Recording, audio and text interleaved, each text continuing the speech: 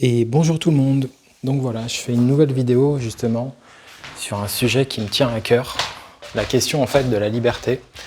Et j'aimerais bien en fait avoir sûrement votre avis sur tout ça, savoir vous comment vous positionnez justement par rapport à cette question-là. En fait, cette question elle peut se poser de plein de manières différentes.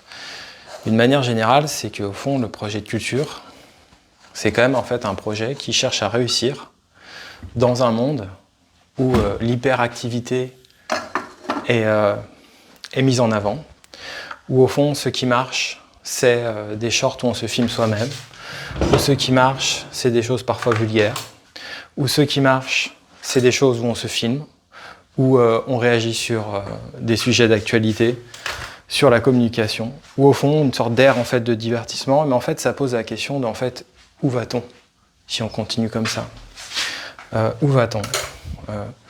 Est-ce que la culture peut justement continuer d'exister dans un tel monde? Quand on voit en fait qu'un film comme L'Amour ouf a réussi autant, mais la réalité c'est que L'Amour ouf n'est pas un bon film. Ce n'est pas un bon film, L'Amour ouf en fait. C'est ça la réalité. C'est que c'est un film, moi personnellement, quand j'ai vu ce film, il m'a pas fait du bien. J'ai vu un film qui surfe complètement sur l'époque, où on remplit en fait en permanence des choses, et uniquement parce qu'il y a des bons sentiments, on va dire que c'est un bon film. Ce qui est certain, c'est qu'on peut pas dire que c'est un mauvais film, on peut pas dire que c'est un navet. Mais la réalité, c'est que ce qui se passe dans un film comme L'Amour ouf, c'est assez hallucinant, c'est assez symptomatique en fait d'une époque. Et en fait, soit en fait on décide de rien voir, et du coup, ne soyons pas étonnés des Star Wars récents qui sont faits, et ne soyons pas étonnés des pratiques des grands éditeurs, des grands développeurs qui nous demandent toujours plus d'argent, et ne soyons pas étonnés si un jour des jeux vidéo viennent à coûter 150 €, et puis ne soyons pas étonnés aussi que Donald Trump gagne les élections présidentielles, et ne soyons pas étonnés si un jour Jordan Bardella gagne les élections présidentielles, et ne soyons pas étonnés si un jour la peur de l'autre, la peur de l'étranger gagne surtout, et ne soyons pas étonnés si le racisme revient. En fait, ne soyons étonnés de rien et faisons rien alors, en pensant que tout peut aller pour le mieux, et donc ne soyons pas étonnés non plus de la guerre en Ukraine, réalisée dans des conditions totalement injustes en fait, d'existence, ça ne devrait même pas exister. Ne soyons donc pas étonnés des dictatures, ne soyons donc pas étonnés de tout ce qui dysfonctionne en fait. Mais en fait, la réalité, c'est que si on laisse les choses agir de cette manière-là. Moi j'ai 39 ans, mais j'étais le même à 20 ans. Et si j'avais 20 ans aujourd'hui, je serais le même. Et la réalité, c'est que cette parole-là, elle n'est pas audible dans la vie de tous les jours. On ne peut pas en parler dans sa famille, on ne peut pas en parler dans les belles familles, on ne peut pas en parler avec les amis. En fait, ces paroles-là, elles ne sont pas audibles. Elles ne peuvent pas réellement exister. C'est juste un constat, c'est une réalité. Ça peut exister, ça ne peut pas exister au travail non plus. En fait, ça peut exister soit si vous êtes un écrivain, si vous êtes un peintre, si vous êtes un danseur, si vous êtes un engagé dans la politique, ça ne peut pas exister ailleurs. Et en fait, la réalité, c'est que si cet engagement, en fait, il n'existe pas, on se retrouvera avec un gouvernement du Front National, on se retrouvera avec la crainte de l'autre, avec la crainte de l'étranger, avec une non-compréhension comme aux États-Unis, qu'il puisse y avoir des gens qui a de tout, en fait, sur cette terre, qui a de tout. Et on se retrouvera aussi avec une culture uniformisée. On se retrouvera aussi avec une culture qui n'aura plus de profondeur. Et en fait, à un moment donné, si on n'active pas en fait cet esprit critique, si on ne donne pas une force à cet esprit critique, qu'est-ce que vous croyez en fait? YouTube va devenir une poubelle. En fait, à un moment donné, ça deviendra une poubelle. Il n'y aura plus rien d'intéressant sur cette plateforme, que de l'ego et rien d'autre. Donc au fond, moi je pense qu'il y a clairement aujourd'hui un signal d'alarme, en fait. La victoire de Donald Trump aux États-Unis est un signal d'alarme. Quand vous voyez qu'il a gagné contre quelqu'un comme Kamala Harris, et quand vous voyez l'engagement humain de quelqu'un comme Kamala Harris, la défaite de Kamala Harris est un exemple probant de ça. Je veux dire, regardez l'école classique, le grand acteur Robert De Niro. Il y a des gens qui vont lui reprocher, qui vont lui dire mais il a raison de parler des choses en ces termes, en fait. Parce qu'il y a eu un moment donné, en fait, soit en fait on fait comme si, soit on décide de rien voir. Mais regardez ce qui se passe dans le monde, regardez ce qui se passe en Iran, regardez ce qui se passe. En fait, à un moment donné, si on décide en fait juste de dire en fait je préfère ne pas voir et je reste à mon niveau local ou alors je reste sur ma chaîne tranquille parce que je gagne de l'argent et c'est cool pour moi. Et ben soit. Mais en fait c'est pareil au niveau des jeux vidéo. Bah écoutez, c'est cool, moi je me fais mon petit Call of Duty chaque année. Mais en fait la réalité c'est qu'en faisant les choses comme ça, et ben ça ne pourra pas s'améliorer. Ça ne pourra pas s'améliorer. La seule manière d'améliorer les choses, c'est des engagements. Vous croyez quoi, Patrick Watson? Regardez ce qui s'est passé pour Patrick Watson. La personne, elle est enfermée, mais regardez ce qui s'est passé pour lui. Au fond, réfléchissez, regardez le sujet et questionnez-vous et demandez-vous à un moment donné si cette personne agit pour des causes justes. Évidemment qu'il agit pour des causes justes. À un moment donné, questionnez-vous sur la violence qu'a subie Jean-Luc Mélenchon et demandons-nous à un moment donné si cette personne est réellement le tyran qui a été dépeint. La réalité, c'est que moi je pense qu'on est dans un monde où la question de la liberté, de la pensée critique est en train de disparaître. Et que, au fond, cette chaîne qui parle notamment des jeux vidéo en est un exemple. C'est-à-dire qu'on peut voir lentement, en fait, la créativité disparaître. C'est pas quand même un hasard que même des gens qui sont pourtant des gens extrêmement, comment dire, extrêmement créatifs, extrêmement humbles, extrêmement, comment on peut dire ça, en paix avec eux-mêmes, comme David Lynch, qui à un moment donné dit David Lynch, le cinéma est mort. Est-ce que vous croyez qu'un mec comme lui, qui pourtant a fait des films, allez les voir, comme Mulholland Drive, comme Lost Highway, la série Twin Peaks, Eraserhead, Blue Velvet, Elephant Man, est-ce que vous croyez vraiment qu'un type comme lui a comme intérêt, en fait, de créer une cartographie négative? Non. En fait, c'est qu'il y a une réalité, en fait, à un moment donné, aujourd'hui, à pouvoir avoir une forme de pessimisme sur comment les choses évoluent. Mais avoir un pessimisme, ça ne veut pas forcément dire penser qu'il n'y a plus de marge de manœuvre. Mais vous savez, avant que ce projet existe, ce projet était un blog et j'ai interviewé parfois des développeurs. J'ai par exemple interviewé le développeur de Forgotten Anne. Forgotten Anne, je ne sais pas si vous connaissez, la chaîne Aku, on a récemment fait un petit let's play. Moi, j'y ai joué il y a plusieurs années, j'en avais même parlé à des élèves un temps. C'est un jeu très très très très beau, qui existe sur Nintendo Switch, qui existe sur PC, puis il y a Steam, qui existe sur PlayStation. Et c'est un jeu très très très beau. Et en fait, on en a très peu parlé de ce jeu. Et pourtant, c'est un jeu de narrative design. Et pourtant, c'est un jeu qui défend un sens, en fait. C'est un jeu qui, tout d'un coup, est dans un autre temps, une autre lenteur. C'est pas la question que la vitesse est forcément toujours quelque chose de négatif. Mais la réalité, c'est que, prenons un instant pour réfléchir. La vitesse, c'est évident que la vitesse empêche des choses. Pourquoi? Imaginons si vous êtes un créatif. À un moment donné, vous allez faire des choses tellement vite, vous n'allez plus pouvoir être à l'écoute de vos idées profondes. Lynch, il en parle d'ailleurs bien. Si à un moment donné, vous voulez attraper le grand poisson, le gros poisson, si vous agissez uniquement sur des choses de surface, à un moment donné, vous ne pourrez pas atteindre ce poisson. C'est impossible. Vous serez embarqué tout d'un coup dans vos shorts quotidiens, dans votre chaîne quotidienne, sans vous poser cette question. Et puis votre algorithme, il vous dira, de toute façon, ça marche du tonnerre. Et vous ne vous poserez pas de questions. 1000 vues, 2000 vues, 3000 vues, pourquoi pas faire? Et puis en fait, comme disait le youtubeur Gax, à un moment donné, ça se termine quand? Alors, si puisque vous agissez que par rapport à votre algorithme, à partir de quand, de vous-même, vous allez vous dire, mais en fait là, ça devient un peu trop, quoi. Non, pourquoi pas faire une vidéo dégueulasse sur tel youtubeur, sur tel influenceur, puisque ça marche. À partir de quand, en fait, de vous-même, votre éthique va vous dire? Et puis à partir de quand, quelqu'un qui, à un moment donné, serait raciste, aurait justement la peur de l'autre, de l'étranger, il se dirait, en fait, je vis quand même vachement mieux sans les autres. Je suis vachement mieux. Pourquoi il se radicaliserait pas plus alors? Puis pourquoi pas vivre en fait encore moins avec les autres et pourquoi pas finalement tout garder pour soi en fait? Je pense que la réalité c'est que ces paroles-là, moi honnêtement, Je sais, elles sont pas audibles. Moi, je peux pas en parler la plupart du temps avec mes proches, je peux pas en parler avec ma famille, je peux pas en parler avec ma belle famille, je peux pas en parler avec certains amis. On peut pas en parler. Parce qu'en fait, ces paroles-là, elles déstructurent trop.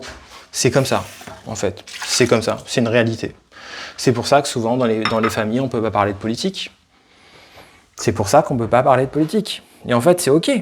De pas pouvoir parler de politique, c'est OK, en fait. Mais la réalité, c'est que moi, à un moment donné, dans mon espace, j'ai envie d'être, voilà, je veux dire, j'aime des gens comme Vincent Ladon, j'aime des gens comme Brad Pitt, j'aime des gens comme Obama, j'aime des gens comme Lynch, j'aime des gens comme Scorsese.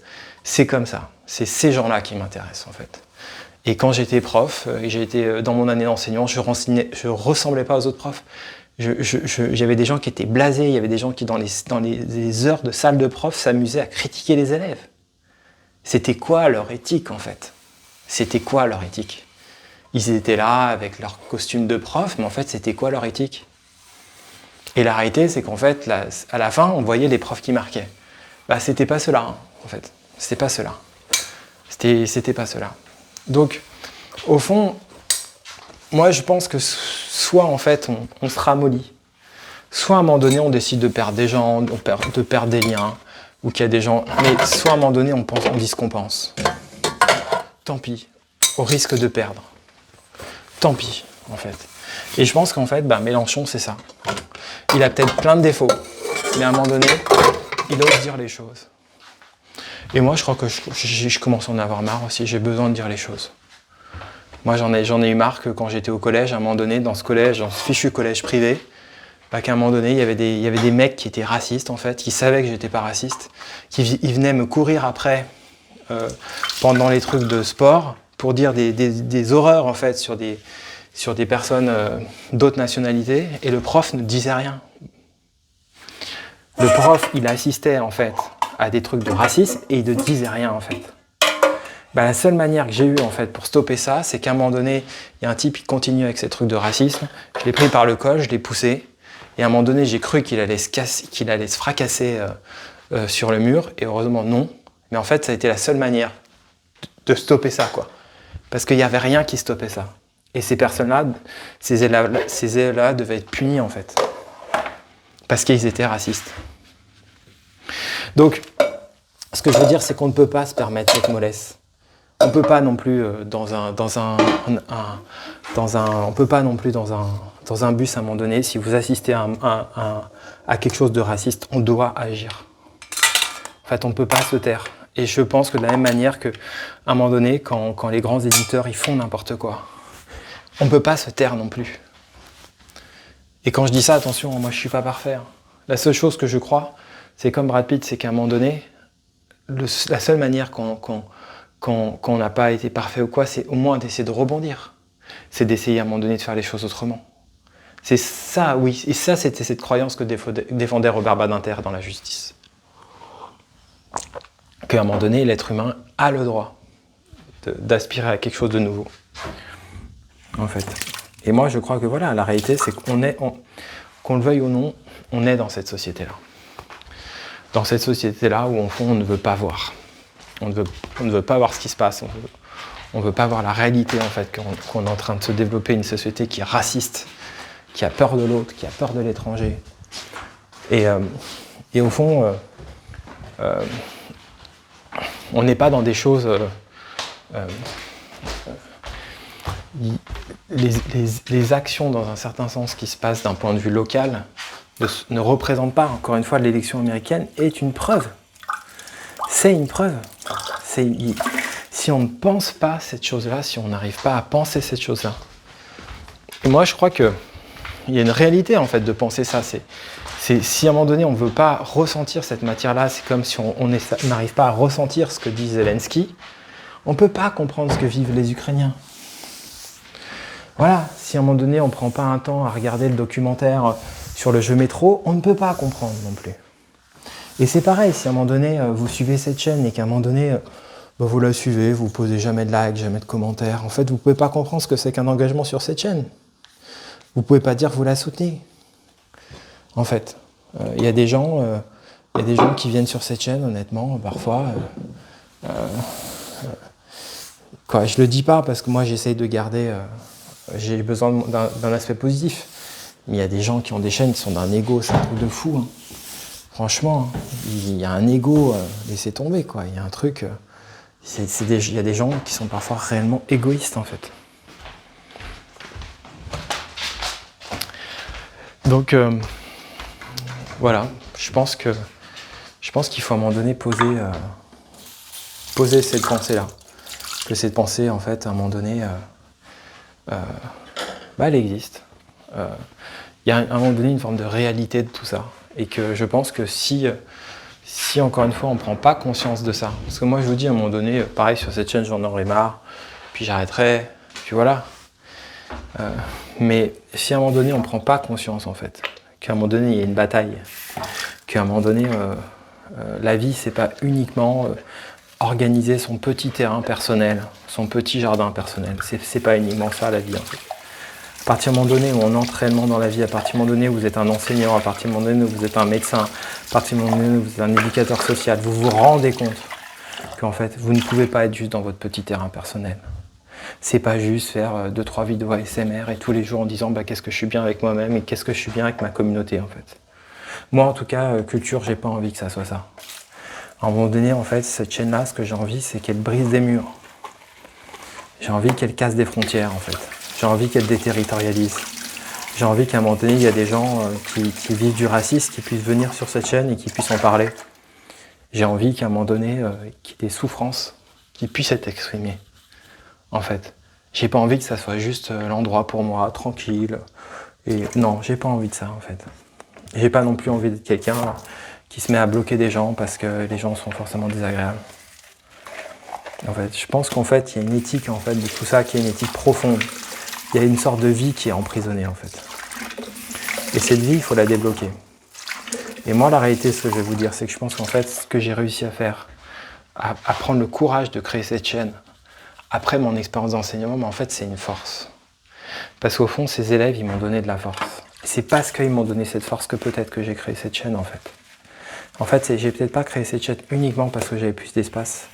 Peut-être qu'en fait, la vie que j'ai ressentie dans cette année m'a amené, en fait, finalement, petit à petit, à créer moi-même des choses.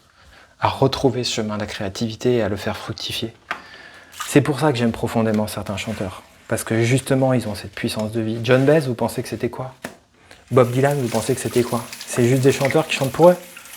C'est des gens engagés, en fait. C'est des gens engagés, en fait. Donc au fond, moi, je crois qu'il y a une responsabilité aujourd'hui sur YouTube. Si on fait rien, en fait, le terrain de YouTube deviendra nul, zéro, poubelle. Avec juste des histoires d'algorithmes. Et à un moment donné, il y a une responsabilité. Et moi, j'ai envie que cette chaîne, elle puisse accompagner le monde. Qu'elle puisse accompagner des sorties, qu'elle puisse penser GTA V, qu'elle puisse penser Silent Hill de remake, qu'elle puisse penser, en fait, les choses. C'est capital. Et je trouve que vraiment, l'exemple de l'Amourouf, c'est un très bon exemple. Soit, en fait, vous vous pliez à la norme, qui est de dire la norme, c'est non, mais on ne peut pas dire que le film n'est pas bon, on ne peut pas dire si, on n'a pas le droit de dire que si. Mais alors, si on dit qu'on n'a pas le droit de dire que si, on pense comment? En fait, c'est comme si j'avais un élève qui disait, en fait, je lui disais, en fait, tu peux tout dire, mais tu peux pas dire ça, quoi. Tu peux pas penser comme ça. D'accord, mais alors si on pense comme ça, en fait, si on pense sur une idée de quelque chose qui est juste, en fait, la pensée s'exprime comment dans cet espace? En fait, c'est ça la réalité. C'est ça la réalité à un moment donné. Comment la pensée, à un moment donné, s'exprime dans un espace pareil? La réalité, c'est que moi, je défends l'idée que vous avez le droit de dire que Call of Duty, c'est nul si vous le pensez. Et vous avez le droit de développer une pensée critique autour de ça. C'est ça une puissance. C'est ça une puissance, une vraie puissance, c'est ça. Elle se passe là. Moi, honnêtement, cette puissance-là, je l'avais quand j'ai des profs. Quand je vous parle comme ça, je l'avais. Après, ce qui a changé, c'est qu'à un moment donné, vous avez cette puissance-là. Et en fait, il y a plein de trucs qui vous barrent la route. Et en fait, à la fin, vous partez, vous n'avez plus cette puissance. Parce qu'en fait, parfois, les élèves sont très compliqués. Parce qu'ils sont très mal accompagnés, très mal entourés. Et donc, du coup, vous partez avec l'idée de cette puissance. Et au final, à la fin, vous ne l'avez plus. Alors qu'au départ, vous aviez tous les éléments. Ils étaient tous là. Donc, moi, très clairement, je pense qu'il s'est passé ça. Cette puissance, elle était là, et puis petit à petit, elle a été abîmée. Et j'y pouvais plus. Et aujourd'hui, c'est aussi parce qu'il s'est passé ça que je suis pas certain d'avoir envie de retourner à l'enseignement, en fait. Parce qu'en fait, ça m'a abîmé, à un moment donné. Ça m'a abîmé. Mais en tout cas, ce qui est certain, c'est que je sais que les traces que j'ai laissées. Et cette collègue, quand cette collègue m'avait dit, c'était trop beau, elle m'avait dit, je ne doute pas que, où que tu ailles, tu puisses apporter une pierre à chaque édifice. C'était trop beau qu'elle dise ça. Parce que c'était une façon, en fait, pour moi, de dire, tu pourras apporter des choses à n'importe quelle structure. Et moi, j'ai vraiment envie de parler de ça, de cette chose extrêmement impressionnante, où très souvent, il faut taire la liberté. Où très souvent, il faut la taire. Il ne faut pas la dire. Il ne faut pas raconter sa vie, au risque de heurter. Il ne faut pas dire. Il ne faut pas penser. Parce que si on pense, on va blesser, on va blesser des sensibilités. Il ne faut surtout pas dire de mal de C8, des émissions de telle ou telle personne. Voilà, il ne faut pas dire. Parce que du coup, si on dit qu'il y a d'autres personnes qui regardent, du coup, on blesse. Moi, par exemple, je regardais avant les émissions de Cyril Hanouna. Et voilà, et à un moment donné, j'ai décidé que j'avais plus envie de voir pour des raisons. Et voilà, donc en fond, si je critique à un moment donné telle ou telle émission, je me critique moi-même, puisque je regardais aussi avant, il y a longtemps. Donc voilà, je veux dire, vous savez, moi, je vais vous donner un exemple. J'ai récemment regardé, j'avais regardé un peu la Star Academy, ça faisait longtemps, et en fait, il y avait un candidat qui m'intéressait. Je trouvais qu'il avait quelque chose, ce candidat. Ça ne m'a pas du tout étonné que ce candidat soit éliminé. Ça ne m'a pas du tout étonné, parce qu'à un moment donné, ce candidat, en fait, on ne peut pas dire qu'il était dans... Justement, il avait 24 ans, mais il n'était pas dans l'époque, quoi. Il était dans autre chose. Comme par hasard, ce genre de candidat, il est éliminé. Et au fond, je pense que ça, en fait, c'est toujours pareil. On n'en parle pas. On ne parle pas de ça. On préfère... voilà. Et puis, parfois, il y a des victoires. Le candidat de la Starac, là, qui avait gagné, parfois, il y a des victoires. Alphonse, parce que tout d'un coup... la singularité arrive à l'emporter, et puis en même temps, ce qui est marrant, c'est que lui, il n'a rien fait après. Il a dit, en fait, moi, je vais quand même reprendre mes études. Et du coup, c'était génial, face à tout le système qui demandait sûrement sa présence, en fait, il fait autrement. Génie. Mais voilà, moi, j'ai envie d'alerter, en fait, sur ça. Et il faut alerter sur les contenus. Et là, honnêtement, avec ce que je vous dis, je ne peux pas vous sortir One Piece. Je ne peux pas vous montrer One Piece, parce que là, on est dans le dur, je ne peux pas tout d'un coup vous parler du dernier One Piece. En fait, là, il s'agit vraiment d'essayer de penser dans nos actions, qu'est-ce qui nous rend libres? Qu'est-ce qui nous rend libres, en fait? Dans quelle manière, voilà, moi, je défends l'idée que ne pas penser l'amour ouf et être dans une pensée un peu molle, je pense que c'est dangereux. Parce que si on est dans ça, moi, je vous dis, je pense que c'est comme ça que des gens comme Donald Trump gagnent, c'est comme ça que des gens comme Jordan Bardella gagneront. Et quand je dis ça, je ne diabolise pas, je ne dis pas les gens qui votent. Mais la réalité, c'est que il y a des fondamentaux. Et je pense que les fondamentaux, c'est que on est tous pareils, on est tous égaux, en fait. Et pour moi, à un moment donné, ce que défendent des valeurs comme des gens comme Vincent Lindon ou quoi, en fait, des valeurs profondément humanistes, je pense que la clé peut être que là-dedans. La clé peut être que dans l'humain, en fait. Il n'y en a pas d'autre. Il n'y a pas d'autre trajet habitable. Et je pense qu'en fait, au fond, faire marcher un projet comme Culture, justement, c'est lui donner cette force-là, à un moment donné.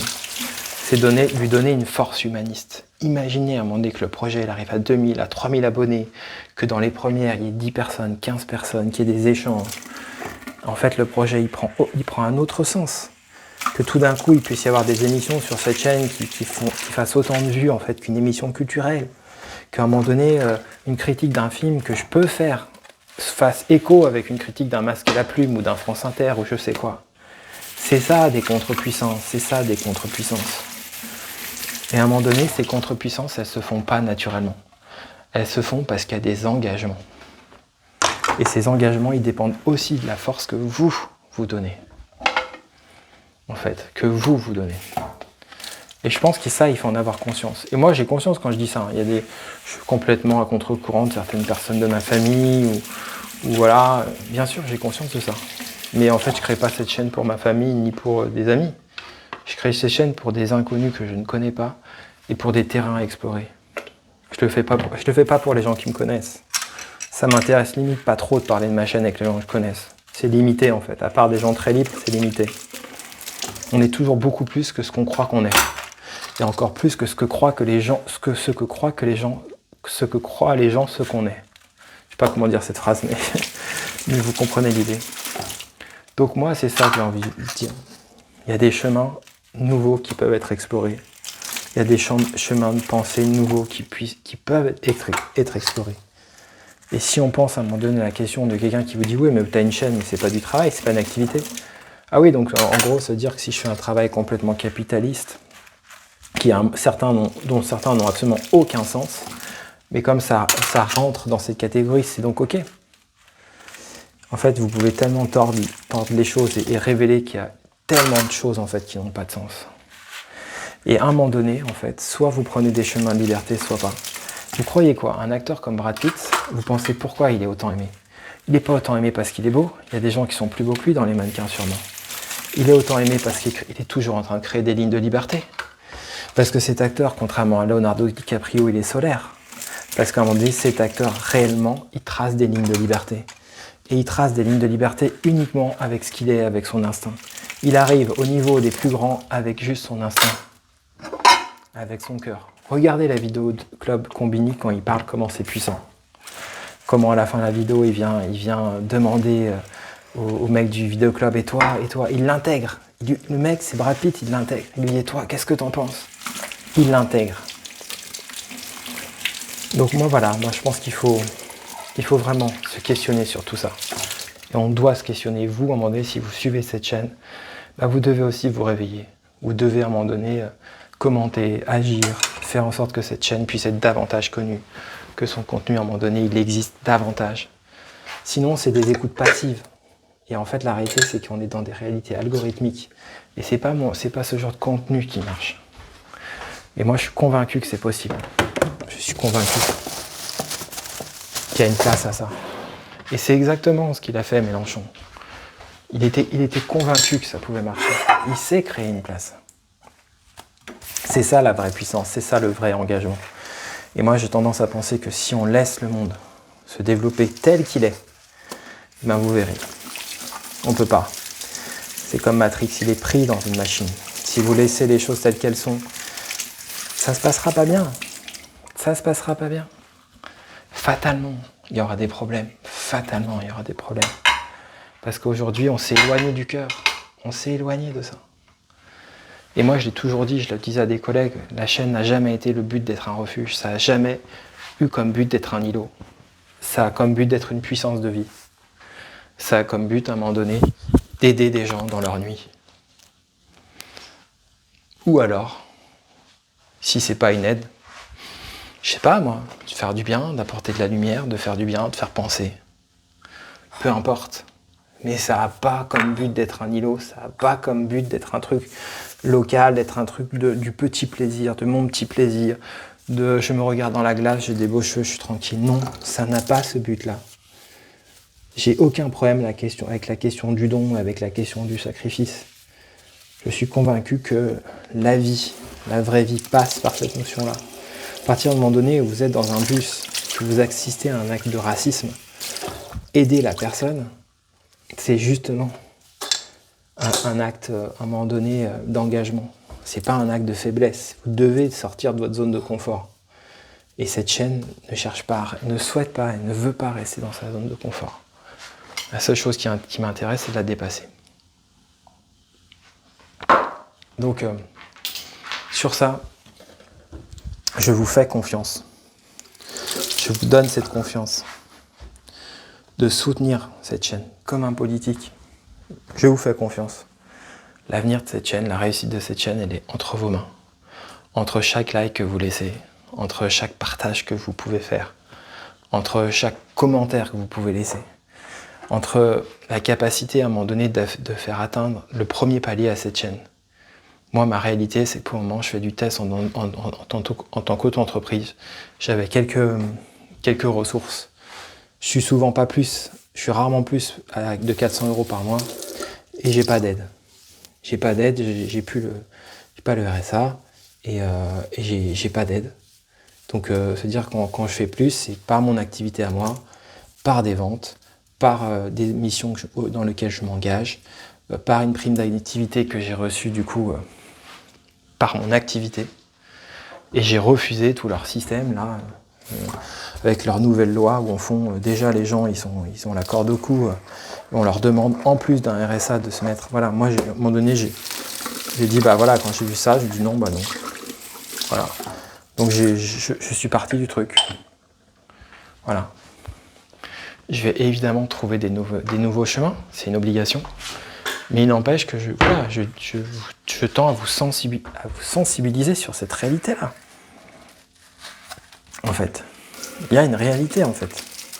Que si à un moment donné, vraiment, vous voulez que ce projet il s'envole et arrête en fait d'être un projet dans l'ombre, bah, vous portez la responsabilité aussi.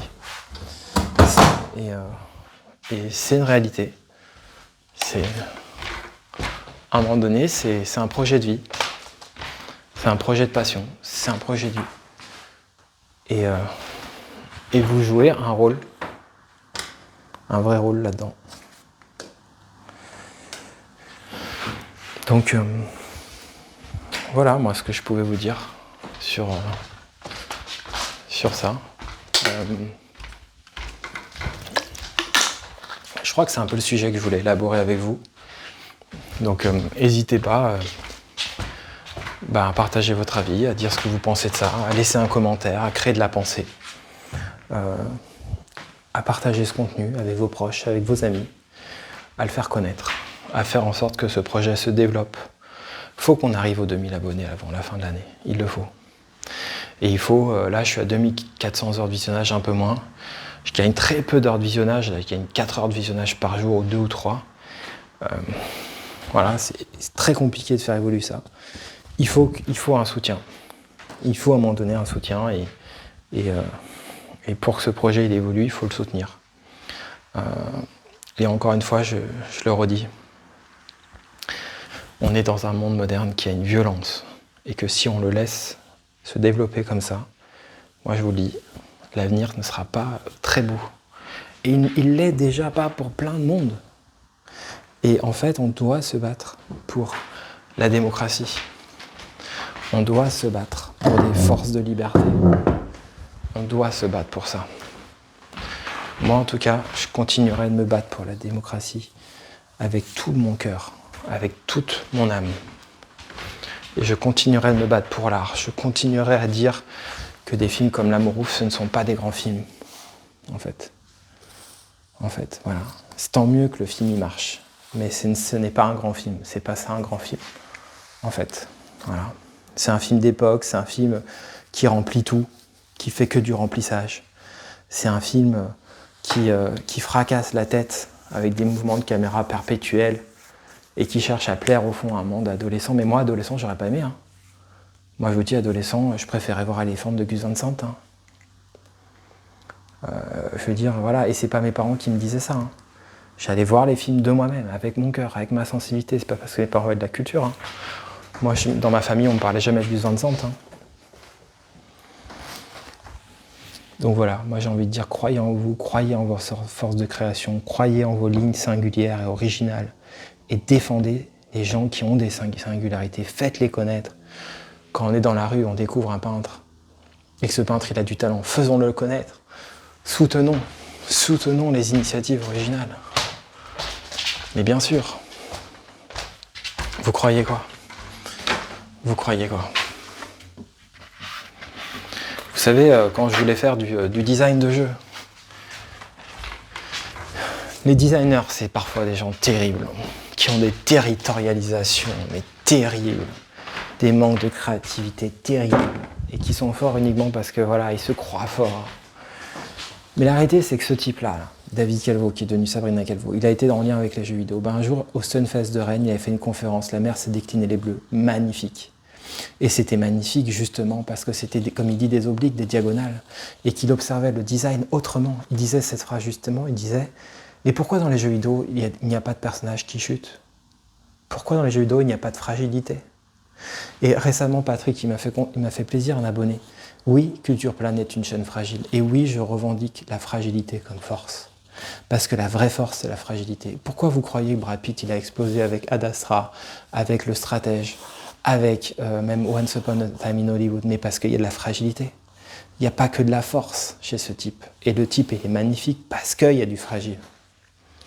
Et à un moment donné, moi, je pense que si on ne défend pas en fait ce fragile, si on ne défend pas en fait d'autres mondes, d'autres valeurs, bah vous verrez. Vous verrez que les choses les plus précieuses disparaîtront, que les vrais créateurs disparaîtront, et que ceux qui seront mis en avant, c'est les youtubeurs qui font Kaizen ou quoi. La réalité, c'est que ce qu'il a fait, c'est pas la question, c'est sûrement peut-être bien humainement, c'est d'accord. Mais à un moment donné, il y a un souci. En fait, à un moment donné, les gens vont être tellement enfermés, vont faire tellement du mauvais contenu, qu'en fait, on va refaire du mauvais contenu, mais on va l'étaler comme super contenu parce qu'on aura juste repris un peu de liberté. Alors que les vrais artistes, ces libertés, ils les avaient déjà complètement de base et qu'ils agissent sur des terrains complètement autres. Et parfois beaucoup plus forts, beaucoup plus précieux, dont on doit parler des discriminations, du racisme, de la violence, de l'intolérance. Moi, j'ai pas oublié tout l'engagement que j'ai mis dans cette chaîne quand j'ai eu peur que Bardella il puisse passer. Je me suis engagé, il y a des gens qui me suivaient, honnêtement, je pouvais pas. À un moment donné, je suis désolé, je pouvais pas. Ils mettaient des commentaires dans leur espace communauté pour Bardella, je peux pas.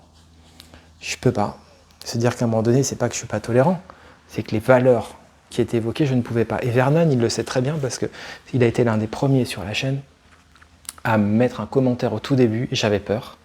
J'avais mis un commentaire qui était de dire qu'en gros, Jean-Luc Mélenchon, c'était lui le président. Parce que en fait, j'avais fait une vidéo et j'étais vraiment triste de ça. Et à l'époque, la chaîne, elle était silencieuse et j'avais fait une vidéo comme ça. Et il m'avait fait un commentaire et je l'en remercie.